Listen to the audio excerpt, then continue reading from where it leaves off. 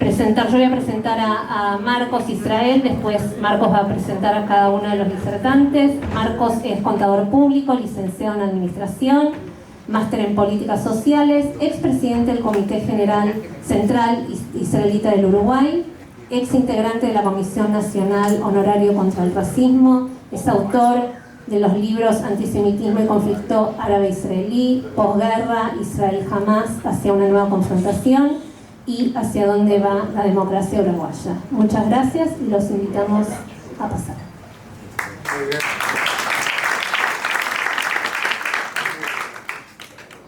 La verdad que es un placer compartir esta mesa con estos colegas que son realmente muy interesantes, todos ellos lo que nos van a poder aportar seguramente. El título puede ser un poco engañoso, en realidad vamos a hablar de antisemitismo, ellos van a hablar de antisemitismo, de las distintas formas que está teniendo hoy día esta problemática y las formas de enfocarlo en estos días. Va a hablar cada uno unos 15 minutos y vamos a empezar con el doctor Luis Alberto Lacalle, expresidente de la República, actual senador. Ya se dijo, tiene varias distinciones de doctorados honoris causa, el más importante para nosotros es el de la Universidad Hebrea, y otras distinciones en otros países también. Durante la presidencia del doctor Luis Alberto Lacalle se construyó el memorial del Holocausto que está en la Rambla de Montevideo. También en 1991 él fue muy activo en la anulación que se hizo en Naciones Unidas de aquella vergonzosa resolución 3379 de sionismo y del racismo. Y por último, en el 94, él fue el primer presidente en ejercicio que estuvo en la marcha por la vida de Auschwitz, incluso la presidió. Así que, Luis Alberto, es un gusto.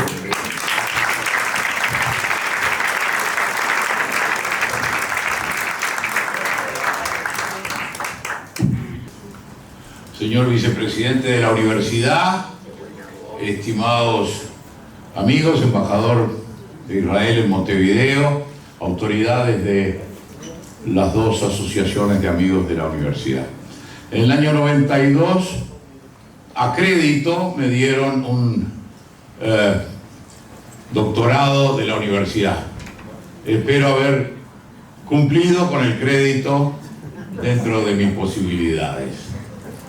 Quiero tener un recuerdo para Jim Shasha, siempre tan animoso, tan simpático, y nuestras oraciones por su espíritu y su alma. Yo integro una asociación que se llama Friends of Israel Initiative, que es una asociación que da la cara por Israel en todos los ámbitos. Somos solamente 3 presidentes los integrantes: el presidente José María Aznar, el presidente Pastrana de Colombia y quien habla. Nuestra acción quizás no es conocida y es uno de los temas que vamos a tratar al final, de qué hacer para enfrentar el tema sobre el que vamos a hablar. Y hemos tenido el gusto, como decía Marcos, de algunos landmarks en la relación con Israel. Para mí, caminar desde Auschwitz a Birkenau con más de 2000 chicos con banderas de Israel fue una experiencia realmente única, como uruguayo, como cristiano y como dirigente político.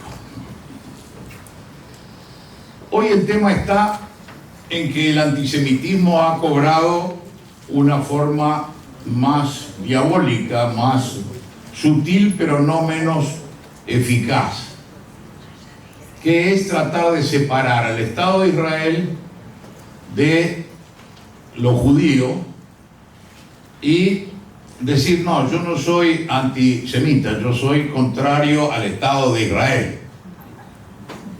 Y esta falacia, que es de imposible descripción o fundamento, ha tenido una dinámica a través de esa nefasta campaña de deslegitimación, boicot y sanción hacia el Estado de Israel. Nuestros colegas de la Universidad de Tel Aviv tienen un centro, el Centro Cantor, que mide los temas del judaísmo y de los judíos, por ejemplo, en los países de Europa. Y es tremenda la aliá que están haciendo tantos paisanos hacia el Estado de Israel, porque el clima en Europa y en muchas otras partes del mundo, pero especialmente en la civilizada Europa, se ha vuelto realmente difícil de sostener. Francia es el ejemplo más claro de lo que es la culpa de los colonialistas que tratan ahora de calmar o de equivaler, siendo especialmente cuidadosos de los árabes, sus antiguos miembros de los imperios, y eso a veces lo paga un antisemitismo más o menos escondido o evidente. La huida está provocada por el clima que se vive en muchísimos países de atentado, de desprecio. El atentado se sabe, se conoce, se repudia, pero el pequeño atentado de todos los días de tú eres judío y por lo tanto, y de ahí vienen todas las derivaciones que lamentablemente conocemos durante más de 2000 años. El tema de tratar de separar al Estado de Israel de los judíos, por supuesto decíamos que no tiene manera de ser demostrado, pero si sabemos que este es un solo tema, tenemos que ser muy claros en denunciar el boicot, de denunciar la desinversión y de denunciar las sanciones. El boicot es increíblemente muchas veces impulsado desde universidades. Fíjense ustedes qué perversión del concepto de universidad. Universidad normalmente, y para nuestro mundo judeocristiano, es un lugar de pensamiento donde están las ideas, todas ellas, que pueden estar en colisión, donde se genera la discusión, donde hay un intercambio respetuoso de las ideas.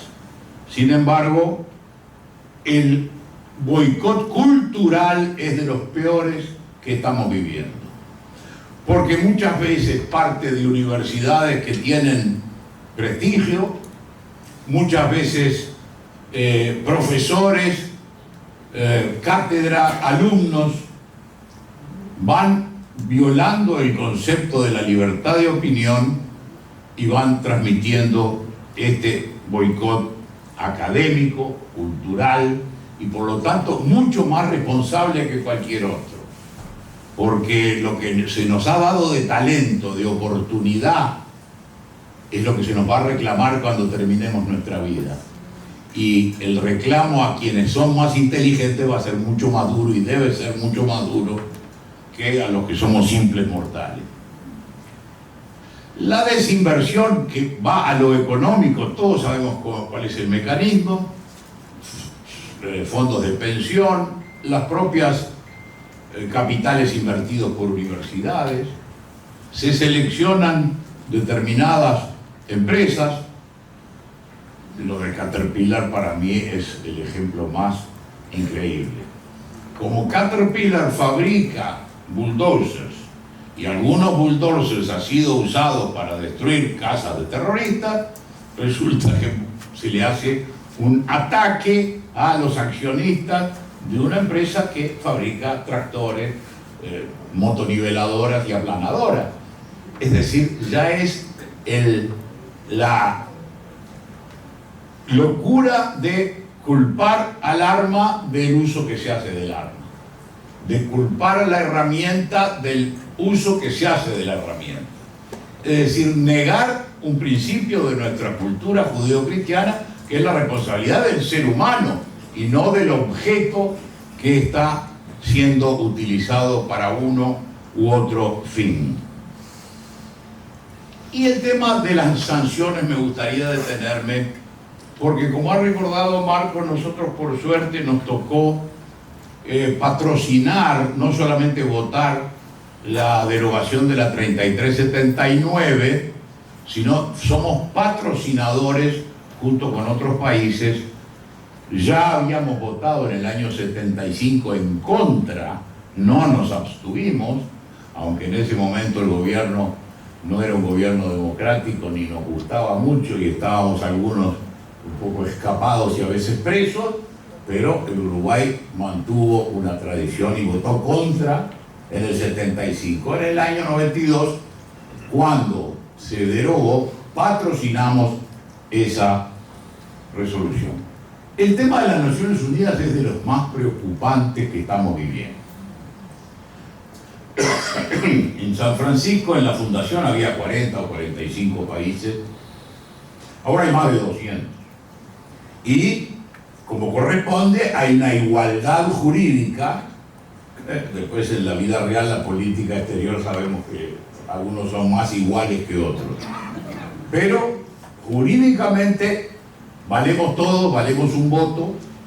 Y entonces, ahí nos enfrentamos a una tergiversación de los fundamentos de las Naciones Unidas a través de una actitud que formalmente es legal. Es decir, 5 votos pueden más que 2. Y entonces nos encontramos ante paradojas como que Arabia Saudita esté en la Comisión de Derechos Humanos, que Venezuela esté también en algún organismo de estos, que realmente a uno lo ponen en conflicto frente a la vigencia de la ley y la prostitución, vaciamiento, deformación de lo que es legal. Es uno de los temas para los abogados, para estudiar, pero que en el bien común y en el derecho natural todos sabemos que es una tergiversación, un envilecimiento de las normas, el usarlas para este tipo de cosas. El tema se resume, para mi gusto, en la gran batalla cultural que libra el mundo después de la Segunda Guerra Mundial. La Segunda Guerra Mundial tuvo 2 triunfadores, los Estados Unidos y la Unión Soviética.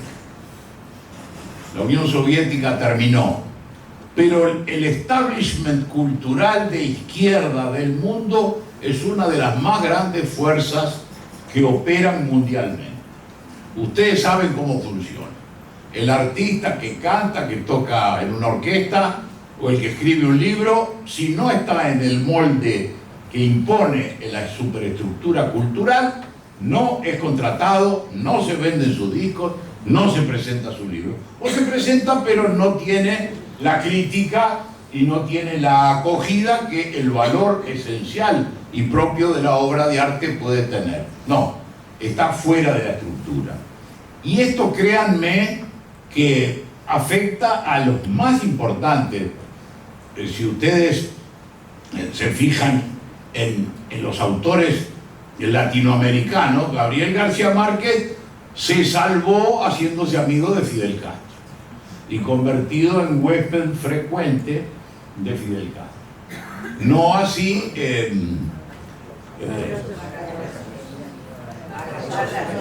Vargas Llosa, perdón, sí. No así Vargas Llosa, que un buen día resolvió cortar y a fuerza de talento tiene su lugar, pero ya no está entre los preferidos de la batalla cultural, que es de las más importantes que estamos librando. Aquí en nuestro país, un país con prestigio, como país abierto, país legal, la universidad es una universidad sesgada. La universidad a la que le debo yo mi título no nombró como profesores grado 5 a quienes siendo excelentes habían sido ministros de mi gobierno. Y se les privó del grado 5 porque habían cometido el pecado de ser ministros en nuestra administración. En nuestro país sabemos que hay una presión despareja política desde el mundo cultural hacia quienes tenemos ciertas ideas y no quienes tienen otras. Y esto, que parece banal, es la forma más sutil de penetrar en las opiniones. ¿Qué tenemos que hacer? Porque el diagnóstico es la primera parte. Yo creo, y Friends of Israel siempre trata de entusiasmar a que cada uno en el ámbito que está actuando se levante y levante su voz. En una asociación comercial, en una cátedra, en una organización cultural, escribiendo cartas a los periódicos y en los partidos políticos. Es necesario que dejemos de defender para pasar a avanzar, no a atacar, sino avanzar sobre los conceptos que están en boga y que son moda. No a la desinversión, no al boicot, no a las sanciones. Lo tenemos que cumplir y para eso creo que va a tener que haber una tarea de coordinación. Hoy con los medios que se usan en contra, como son las redes, vamos a tratar de usarlos a favor. Y estas cosas que nosotros decimos, que no es ninguna genialidad lo que estamos diciendo, es simplemente constatar episodios y fundamentar nuestra opinión, que se conozcan más allá de las 300 personas que puedan estar en esta reunión tan linda y tan agradable para nosotros. Pero a veces estamos preaching to the converted, estamos predicando a los conversos y tenemos que salir. Lo comentábamos recién con Marco, con Waldo, con Julián. A veces la colectividad, la comunidad en la que somos los mismos que vamos.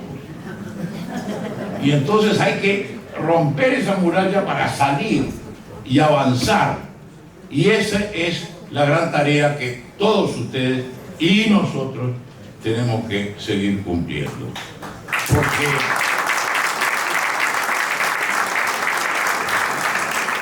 estamos en un mundo donde la persecución está de moda de nuevo. Los chigures en China, los cristianos en Somalia, los judíos en casi todo el mundo. Y entonces, ¿dónde estamos parados? No vaya a pasarnos lo de la pregunta de Yahvé a Caín. ¿Dónde está tu hermano? ¿Soy yo acaso el guardián de mi hermano? Sí, soy el guardián de mi hermano.